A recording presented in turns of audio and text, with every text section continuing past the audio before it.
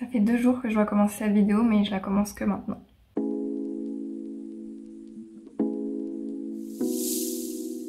Bonjour à tous, c'est Edwin, je suis très heureuse de vous retrouver aujourd'hui pour une nouvelle vidéo vlog. Ça va être un vlog 7 jours, 7 livres, 7 jours, 7 romans. Mais ce sont des petits romans et de ce que j'ai pu constater, en fait, on tourne autour de classiques cette semaine puisque, eh bien, j'avais fait plusieurs livres, enfin plusieurs piles de livres qui pouvaient rentrer dans un 7 jours, 7 livres. J'avais vraiment envie de faire ça, d'une part pour baisser ma palle, qui augmente plus qu'elle ne baisse malheureusement, et d'une autre part, et bien tout simplement parce que j'aime beaucoup ce concept, j'aime beaucoup me challenger, et je trouve ça sympa de se dire, bah ok, sur 7 jours, j'essaye de lire 7 livres, et bah c'est pas des gros livres, c'est vraiment des petits livres. Clairement, j'avais pas vu le truc venir, mais j'ai dégommé 3 livres en 3 jours, ça aurait pu rentrer dans ce challenge, mais bah, je l'ai pas fait dans ce compte-là, en fait, j'ai juste lu mes livres, en fait, il s'avère que je les ai dégommés littéralement. À chaque fois, c'était des livres de 400 pages. Donc voilà, c'est pour ça aussi que j'ai pas commencé le vlog tout de suite, parce qu'à la base, ça fait au moins 4 jours que je vais commencer. Mais du coup, j'ai entamé une lecture et je voulais absolument terminer ce que je pouvais lire. Donc bref, j'ai quand même commencé à lire hier. J'ai commencé du coup le vlog hier sans filmer, mais j'ai déjà lu un livre hier. Et mais je vais quand même, avant de vous présenter celui que j'ai lu, vous présenter eh bien, la petite sélection de livres que j'ai fait pour cette semaine. Ça tourne clairement donc, comme je vous le disais, autour du classique. Mais autre chose importante, c'est qu'il y en a qui sont quand même plus ou moins... C'est pas des gros livres, c'est-à-dire que grand max, ils vont peut-être faire pas loin de 200 pages, donc ça va. Mais c'est écrit quand même extrêmement petit pour certains. Donc il y a moyen que ça soit pas si évident que ça pour le coup. J'ai choisi donc Lady Susan de Jane Austen. C'est donc un classique anglais. Et ben voilà, j'ai toujours jamais lu en fait celui-ci. Et je crois que de Jane Austen, j'ai lu que Orgueil et Préjugés, qui est un gros coup de cœur pour moi. J'adore ce classique anglais. Donc j'ai bien envie quand même de voir avec d'autres titres de cette autrice, dont Lady Susan. J'ai celui-ci que je dois lire depuis... c'est potentiellement l'un des plus vieux livres de ma palle, c'est même sûr même, dans le sens où c'est un livre que j'ai récupéré de chez mes parents, que j'ai toujours eu dans ma palle et que j'ai jamais pris le temps de le lire, donc ça fait peut-être 15 ans que je l'ai. C'est 20 000 lieues sous les mers de Jules Verne, et là c'est une version abrégée, donc pour les jeunes. Donc voilà, un classique français. On va plus sur de la philosophie avec le prochain, je suis pas sûre de tout comprendre, donc à mon avis il va falloir que je fasse des recherches à côté de ma lecture. J'étais une brêle en philosophie, je ne sais pas vous, mais moi, clairement c'était pas du tout mon délire, je ne comprenais rien, et j'avais pas non plus envie de comprendre, hein. Clairement, on va pas se mentir. Le Prince de Machiavel, je ne l'ai jamais lu, donc ce sera pour moi une découverte. Et donc voilà, comme je vous le disais, vu que c'est de la philosophie, il va sûrement falloir que je fasse des recherches à côté, à moins que je comprenne tout très bien tout de suite. Peut-être, hein, j'ai jamais mis le nez dans la philosophie depuis très très longtemps, depuis le lycée, clairement. Ensuite, un autre classique, Le Horla de Guy de Maupassant. Voilà, donc le livre paraît gros, mais en soi, il y a quand même beaucoup de, vous savez, de documents à la fin, donc ça va. Et ensuite, j'en ai de André Chédid, j'ai L'Enfant des manèges et autres nouvelles. Donc là, on est plutôt sur des nouvelles. André Chédid. Et là, je suis sur plutôt des contes. Oh, je l'ai rentré un peu dans le classique, j'avoue que je savais pas trop où le mettre. La Belle et la Bête, tout simplement. Et autres contes chez Hachette. Donc voilà, celui-là, il va se lire très très vite. Et le dernier, Tristan et Iseut de Béroul. De Béroul. Donc voilà, clairement, on tourne quand même globalement sur des classiques, c'est pas du tout des lectures modernes, mais voilà, ça va me faire découvrir de nouvelles choses. J'ai une autre pile de livres qui va, elle, tourner autour du théâtre. J'ai quand même pas mal de théâtre, mais il m'en manque quelques-uns, parce que en fait, j'en ai déjà dégommé pas mal de ma palle de théâtre, et en fait, je me suis retrouvée avec seulement 5 livres de théâtre, donc il faudrait que je rachète d'autres livres de théâtre, tout simplement, et pouvoir en lire. Donc cette semaine, on tourne autour du classique. Et le premier que j'ai lu, c'est du coup Lady Susan de Jane Austen. Et écoutez, j'ai adoré. Je ne savais pas du tout, parce que je me suis pas du tout renseignée avant de commencer, mais en fait c'est un roman épistolaire où on va suivre bien tout simplement Lady Susan dans ses lettres, dans ses écrits, et d'autres personnages qui vont tourner autour de son noyau. Et on va la suivre, on va voir l'éducation qu'elle a avec son enfant, qu'elle donne à son enfant. On va voir ses relations, et de toute évidence des relations qui ne sont pas très... c'est pas du tout dans les mœurs de l'époque. Et j'ai adoré découvrir ça, j'ai adoré découvrir à quel point on peut en fait manipuler les gens, à quel point eh bien, une femme qui sort un peu des cadres, des carcans qu'on leur donnait à l'époque, et même aujourd'hui d'ailleurs, et bien à quel point ça choque et ça dérange. Et j'ai beaucoup aimé ça, et j'ai beaucoup aimé en fait découvrir ça dans l'époque, tout simplement, l'époque de Jane Austen, et franchement j'ai trop aimé. Donc écoutez, une très bonne surprise, mais ça ne m'étonne pas du tout de Jane Austen parce que j'aime beaucoup cette autrice, rien qu'avec un livre. Donc là, écoutez, le deuxième, ça marche aussi. Donc si vous ne connaissez pas, je vous invite quand même à découvrir son écrit. Et donc sachez-le, c'est en roman épistolaire et j'adore ça. J'adore les romans épistolaires parce qu'on a des ellipses mais en même temps pas trop. Et je sais pas, j'aime beaucoup le concept des romans épistolaires. Celui que j'aimerais lire aujourd'hui par contre, c'est 20 000 lieues sous les mers de Jules Verne. Voilà. Donc lui par contre il est assez gros, mais c'est écrit assez gros, donc je sais pas trop combien de temps je vais l'avoir. Mais voilà, 20 000 lieues sous les mers de Jules Verne, c'est pour aujourd'hui.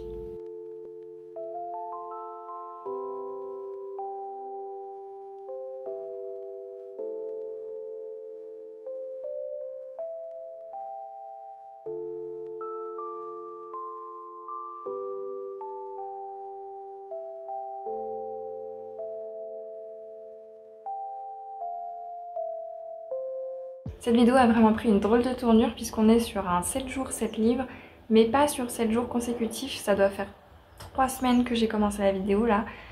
Et voilà, donc aujourd'hui, à raison peut-être d'un livre toutes les 3 semaines, on va faire cette vidéo.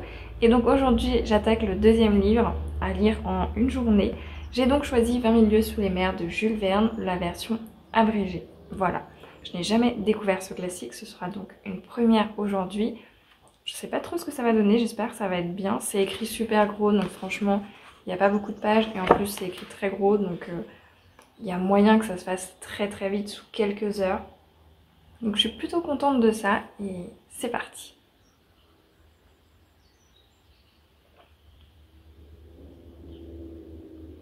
Le thé vert à la rose, c'est 1000 fois meilleur que le thé noir à la rose.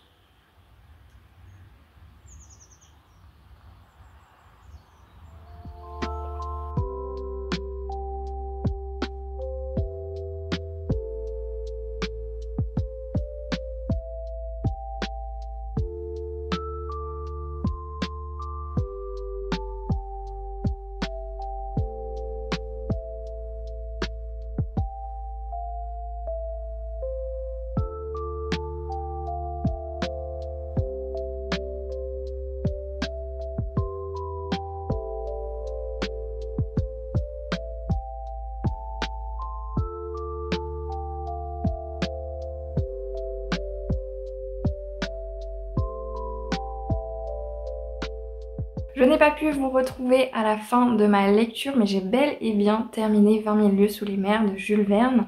Donc là c'est la version abrégée, et j'avoue que j'aurais bien envie de lire la version intégrale afin de pouvoir avoir l'œuvre en entier. Donc ça c'est le livre que j'avais moi sous la main. Donc évidemment je le découvre sous cette version là, mais si jamais un jour j'ai l'occasion de le découvrir sur une version intégrale, eh bien je le ferai avec grand plaisir. J'ai beaucoup aimé, ça fait du bien en fait de se replonger dans des classiques, dans une langue finalement française qui est notre langue tout en étant une langue différente, tout en étant des phrases tournées de façon différente, etc. J'avoue que j'aime beaucoup, j'adore ça, j'adore découvrir retomber en fait sur cette façon de parler à l'ancienne, cette façon de faire tout simplement à l'ancienne qu'on ne retrouve plus du tout aujourd'hui. Là on n'est pas du tout sur une première personne du singulier, hein, évidemment. Donc voilà, moi j'aime trop ça. Donc pour l'histoire, nous avons ici en pleine mer des bateaux qui se retrouvent abîmés, amochés, et qui du coup, forcément, il y a des morts, il y a des épaves. On pense qu'il y a une créature que personne ne connaît, une sorte de kraken, que voilà, personne n'a jamais vu, mais en tout cas c'est une créature qui fait du mal puisque elle amoche les bateaux, elle fait qu'il y a des naufrages, il y a quand même beaucoup de décès à cause de ça. Donc là on va suivre tout simplement un personnage qui est spécialiste en quelque sorte et qu'on appelle à l'aide sur un bateau en lui disant bah voilà, là on a besoin de tes lumières, nous on part sur une période donnée aux endroits où la créature a quand même le plus fait de dégâts, et du coup voilà, le but c'est de retrouver cette créature et de l'éliminer pour que bah, la mer soit à nouveau saine pour tout le monde et que ça en soit fini avec cette histoire. Ni une ni deux, notre personnage accepte donc de partir sur ce bateau. Il prend donc ses bagages, son conseiller conseil, son bras droit tout simplement qui s'appelle Conseil, et tous les deux ils vont donc sur ce bateau, ils vont à la recherche de cette créature avec tout l'équipage. Et bien ils vont la trouver, cette créature, et pas très facilement, hein. Et elle n'est pas non plus très facile à tuer puisque rien ne semble la toucher, rien ne semble la blesser, donc plutôt difficile. Sauf que malheureusement nos deux personnages vont se retrouver à l'eau à un moment où la mer, bah voilà, ça bouge, ça tangue, ils se retrouvent hop par-dessus bord. Et il s'avère que cette créature, bah c'est pas tant une créature finalement, c'est juste un sous-marin. Et un sous-marin très puissant. Et surtout un sous-marin très très très très grand. Donc j'ai adoré cette histoire, j'ai adoré découvrir du coup l'intérieur de ce sous-marin qui n'est absolument pas réaliste, mais vraiment pas du tout. C'est justement quelque chose que j'ai adoré aussi, c'est le côté découverte, le côté imagination. Moi je regarde, je lis cette œuvre avec mon regard aujourd'hui, eh bien tout à fait moderne, avec toutes les connaissances que je peux avoir sur le sujet. J'ai déjà visité, j'allais dire plusieurs sous-marins, non, mais un sous-marin à plusieurs reprises. Si vous ne connaissez pas, donc à Cherbourg, vous avez donc le musée La Cité de la Mer, et dans ce musée, vous pouvez visiter un sous-marin, comment il s'appelle? Je ne sais plus le nom, je vous le mettrai ici, l'intouchable, l'insoutenable, je ne sais plus. Mais je vous mettrai le nom comme ça, vous l'aurez. Et donc c'est un sous-marin, vous pouvez le visiter tout à fait, de tout le sous-marin en fait. Vous voyez comment il dorment, vous voyez les cuisines, vous voyez bah, toutes les machines et tout, c'est juste incroyable. Alors c'est pas un sous-marin récent évidemment, mais quand même on peut visiter ce sous-marin, et donc c'est là qu'on se rend compte que c'est pas du tout réaliste tout ce qu'il se passe dans cette œuvre.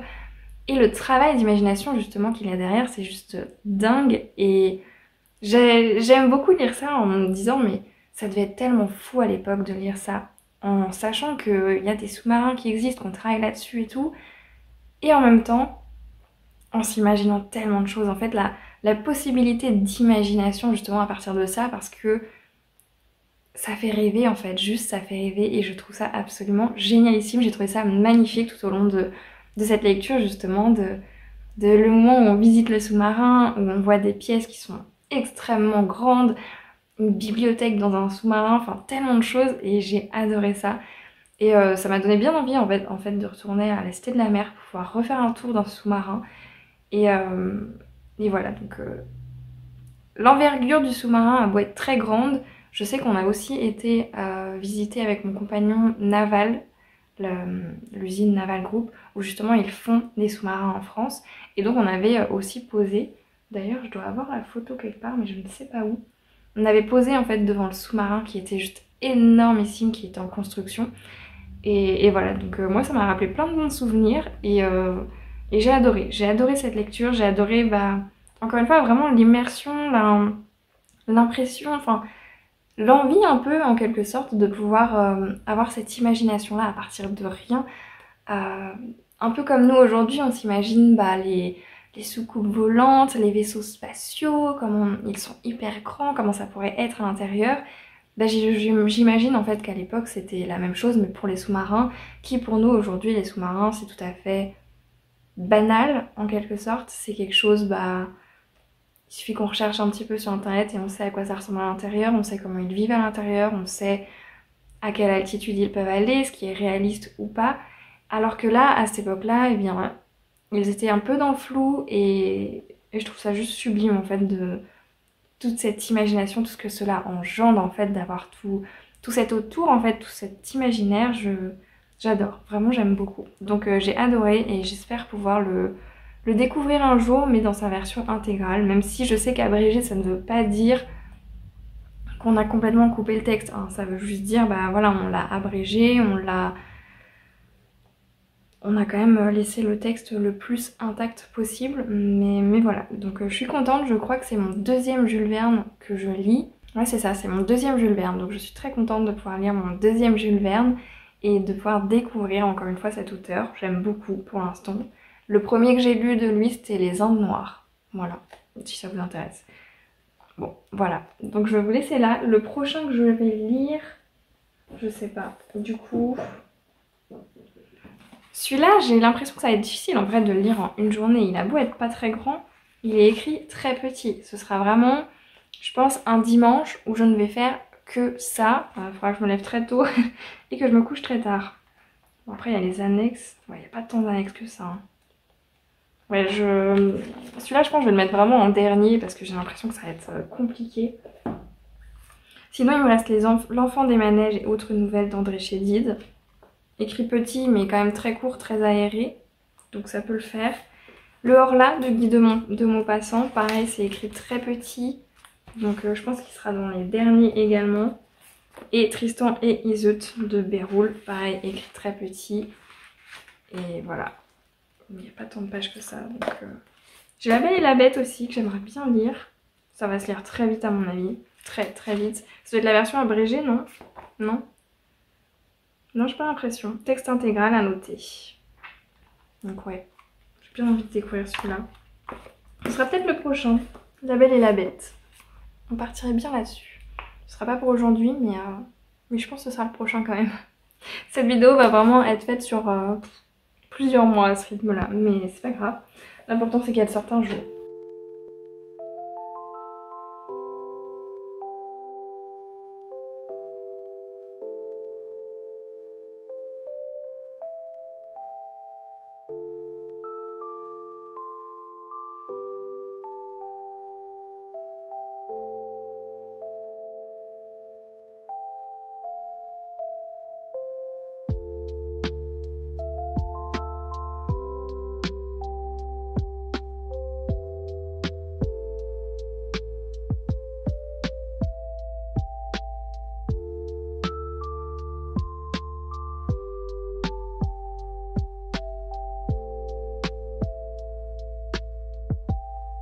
Je vous donne un petit update parce que finalement je ne suis pas revenue vous voir tout de suite.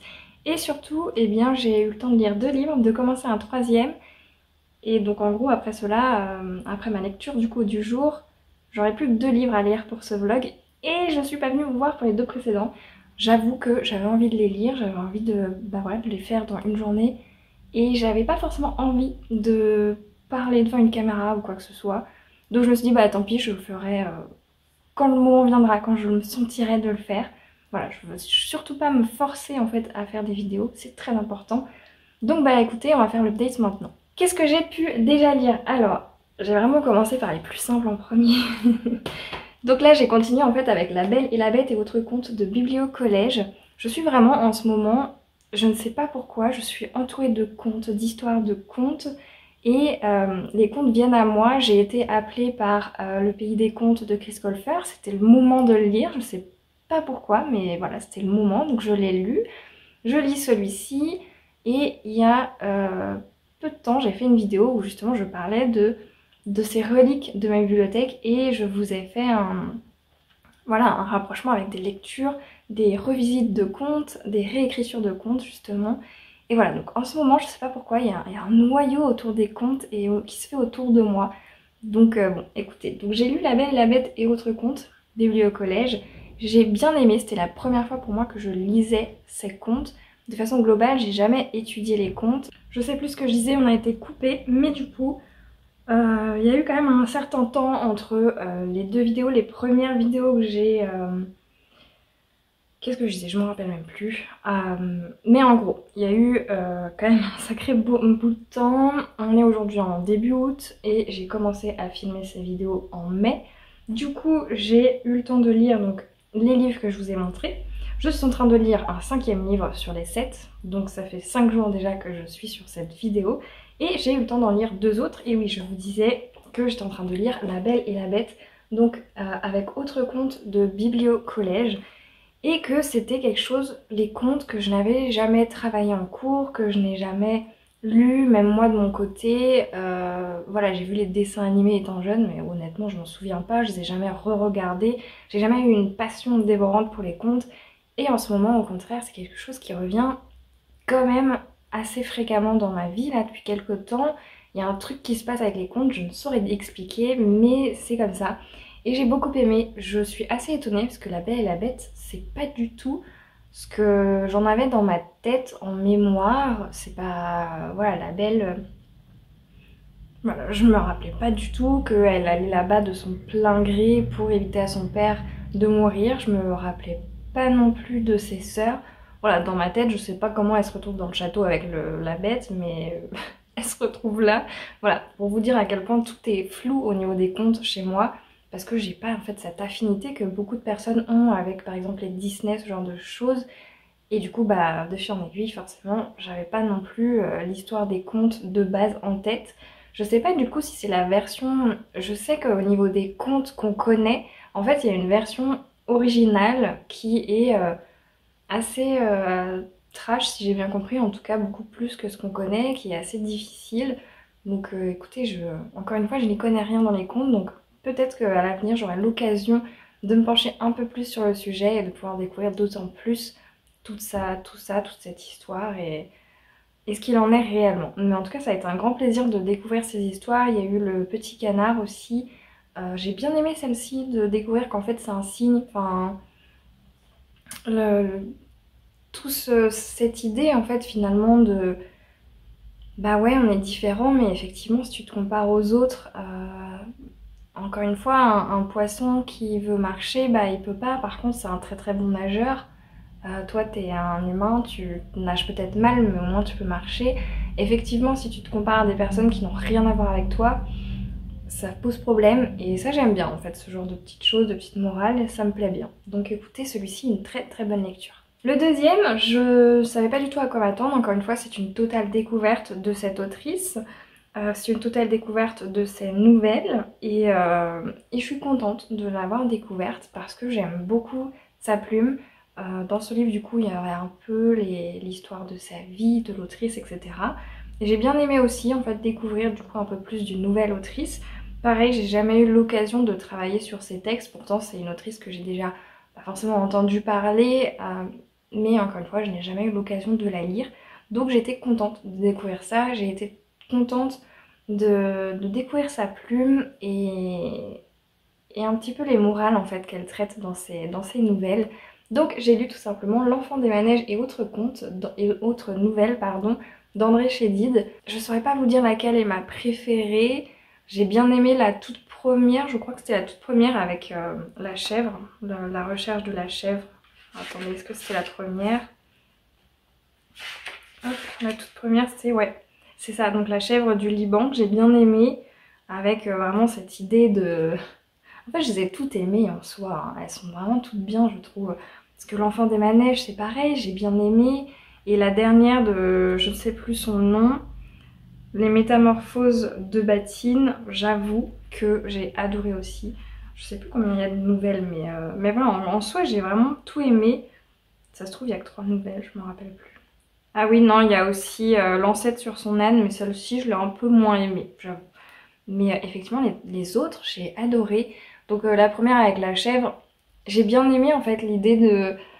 Bah voilà, vous faites tout pour cette personne, vous imaginez le pire pour cette personne, et en fait, c'est pas du tout le cas. Enfin, j'ai sûrement pas très bien compris ce que voulait dire la morale, mais en tout cas, clairement, c'est une personne qui se retrouve un peu... c'est pas du tout ce qu'il imaginait finalement. La nouvelle avec L'Enfant des manèges, je l'ai trouvée magnifique. Avec cet enfant qui justement lui a besoin d'une famille et cet homme qui, bah, lui aussi d'un côté hein, a besoin d'une famille et les deux finalement se rendent service l'un l'autre et ça... j'ai adoré cette nouvelle et la dernière pareil, j'ai trop aimé avec les métamorphoses de Batine où bah clairement là on vous fait comprendre que ça sert à rien d'essayer d'être quelqu'un d'autre, soyez vous-même, c'est ce que les gens recherchent et même si c'est pas ce qui plaît le plus, bah, il y aura toujours des personnes qui vous apprécieront comme vous êtes et ça j'ai bien aimé, bah voilà, faire comprendre aux gens d'une certaine façon, en tout cas de cette façon-là j'ai bien aimé que être soi-même c'est bien aussi, c'est important. Donc ça m'a bien plu j'avoue. Et enfin celui que je suis en train de lire depuis ce matin, je suis trop contente. Là je vais aller un petit peu au soleil le lire, je pense, j'en suis à ouais, peut-être la moitié. Je suis bien contente de le découvrir parce que encore une fois c'est un texte. C'est pas un texte, parce qu'en soi il y a tellement d'auteurs qui ont écrit dessus. Mais ouais, c'est un texte dont j'ai entendu énormément parler. C'est un texte, voilà, à l'école, à la fac, c'est quelque chose dont on entend parler, tout le monde va vous donner des noms d'auteurs sur cette histoire, ce genre de choses. Et j'avais hyper envie de découvrir, pas forcément d'un auteur connu, réputé ou autre, mais quand même de découvrir ce qu'il en est, d'apprendre plus l'histoire, de voir certaines plumes, ce que ça a donné et tout de l'histoire.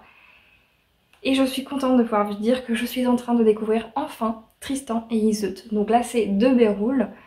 Voilà, je suis trop contente de découvrir enfin cette légende finalement de Tristan et Iseut, de connaître, j'ai vu aussi dans l'intro les dossiers à la fin aussi que j'ai hâte de lire pour encore une fois en savoir plus sur l'histoire parce que j'ai envie de découvrir à propos de Tristan et Iseut, j'ai envie d'en apprendre plus, d'en connaître plus. Donc je suis bien contente, là je le lis depuis ce matin, je suis bien contente en plus parce que ça se lit vachement bien. Moi au début je me disais oulala, et c'est pour ça que je l'ai pris dans les derniers, c'est écrit hyper petit, donc là je me disais oh là là c'est mort, je vais avoir vachement de mal à tout lire, ça va être compliqué, comment je vais m'en sortir? Et en fait pas du tout, ça se lit hyper facilement, même si forcément les phrases sont tournées dans un ancien français, ça reste quand même extrêmement facilement lisible, ça veut rien dire cette phrase. Non mais vraiment je suis assez étonnée de découvrir que c'est si facile à lire, donc je suis bien contente. Voilà, pour l'instant j'adore ma lecture, j'adore découvrir l'histoire. La façon dont les phrases sont tournées, voilà, tout ça c'est quelque chose que je trouve fascinant. Donc j'aime beaucoup découvrir Tristan et Iseut de Béroul. Il me semble que j'ai une autre édition, mais je crois pas que ce soit des autres auteurs. Je sais plus. Mais voilà, donc pour l'instant Tristan et Iseut, je le lis donc de Béroul et je suis bien contente. Donc j'espère pouvoir revenir plus tard dans la journée pour vous dire ce qu'il en est. Donc c'est sûr que je vais avoir fini aujourd'hui. Et je sais pas lequel je vais commencer, est-ce que je les ai là? Non. Mais vu la taille des livres, là, les deux derniers qui me restent à lire, je pense que je vais commencer ce soir à lire celui que je voudrais lire donc demain. Et voilà, chevaucher comme ça sur 2 jours les livres, comme ça peut-être que j'aurai plus de chances d'arriver à lire ces 7 livres en 7 jours, parce que les 2 derniers, ça me semble un peu compromis pour tout lire, mais on va essayer, on va tout faire pour. Et pendant que j'y pense, n'hésitez pas à me dire si vous avez des titres de classiques comme ça, qui sont très courts, mais qui sont des classiques, que je dois découvrir. Des titres qui, à votre avis, peuvent aussi faire l'objet d'un prochain 7 jours, 7 livres classiques, qui sont du coup assez courts et qui se lisent assez vite, assez rapidement, pour être lus dans une journée. Voilà, donc si vous avez des titres comme ça de classiques, si cette vidéo vous plaît et que vous aimeriez une deuxième édition, eh bien n'hésitez pas à me les donner. Ça peut être du classique théâtre, ça peut être du classique poème, poésie, enfin vraiment peu importe. Mais c'est vrai que j'ai envie aussi pour ma culture de lire d'autant plus de classiques, que ce soit français ou étrangers. J'ai envie de découvrir et voilà, d'agrandir ma culture finalement. Donc n'hésitez pas s'il y a des titres qui vous viennent en tête, qui vous pop comme ça et que vous dites tiens ça pourrait être parfait pour ce format. Eh bien n'hésitez pas, ce serait avec plaisir. J'ai aucune idée de si vous allez bien m'entendre. Je suis actuellement sous mon pommier à lire du coup. Et à tout moment je deviens Madame Newton. Voilà, c'est tout ce que j'avais à dire.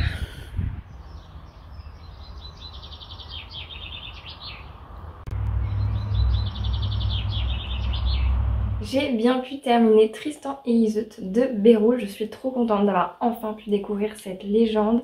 Et ça me donne envie de découvrir plein d'autres légendes, les légendes arthuriennes, plein d'autres écrits évidemment de Tristan et Iseut, en fait de découvrir tout cet univers des légendes parce que, encore une fois, ça je n'ai pas de culture dessus, j'ai pas eu l'occasion de les voir, de les travailler, du coup aujourd'hui j'ai envie, j'ai vraiment envie de travailler là-dessus, de pouvoir en apprendre plus sur comment, voilà, les premiers écrits, les premiers textes qu'on a pu retrouver et voilà, tout ça, c'est ce que j'adore et donc je suis trop contente d'avoir enfin découvert ce texte, cette histoire et j'ai hâte de découvrir d'autres textes de Tristan et Iseut et plus tard. J'en ai pas dans mes bibliothèques, mais j'aimerais beaucoup découvrir aussi tout cet univers autour de la légende arthurienne, d'Arthur, tout ça.